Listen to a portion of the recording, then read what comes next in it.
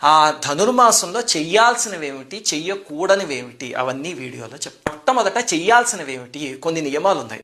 అవి ఏమిటి అంటే, మొట్టమొదటిది తెల్లారిగట్టే స్నానం చేయాలి. చేసి సూర్యోదయానికి ముందే పూజ చేసేసుకోవాలి ధనుర్మాసంలో, అది నియమం. అందుకని మీరు 4:30కో 5 గంటలకో పూజ మొదలు పెట్టారనుకోండి, మీకు సూర్యోదయానికి పూర్వం అయిపోతుంది. ఇంకా రెండో నియమం ఏమిటంటే, పూజ చేసేటప్పుడు తెల్లటి బట్టలు వేసుకోండి, మగవాళ్ళైనా ఆడవాళ్ళైనా. అలాగే ఊర్ధ్వ తిలకం పెట్టుకోండి, అంటే ఆ స్త్రీలు కూడా పెట్టుకోవచ్చు. మీరు వైష్ణవులు ఎవరినైనా చూస్తే కనుక మీకు కనిపిస్తుంది. అలా పూజ చేసేటప్పుడు ధరించండి.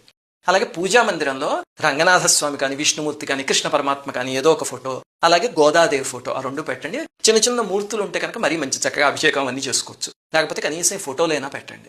ఆ తర్వాత మూడో నియమం ఏమిటంటే, భోగ వస్తువులకి ఈ 30 రోజులు దూరంగా ఉండండి.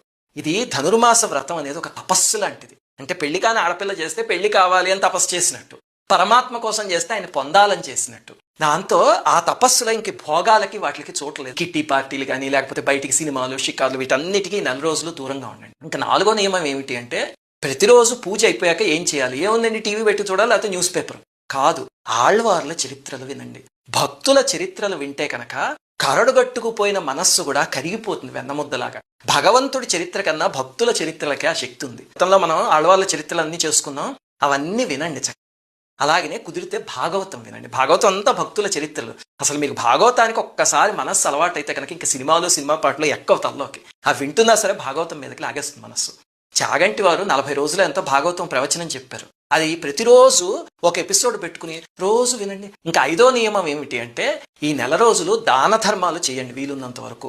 కనీసం ప్రసాదమైనా పెట్టండి ఎవరికైనా. తిరుప్పావైలోనే 2వ పాశురంలో అమ్మవారే తన నోటితో చెప్పారు ఏం చేయాలి అని. అలాంటి వాటిలో ఇవి కొన్ని రూల్స్ అనమాట.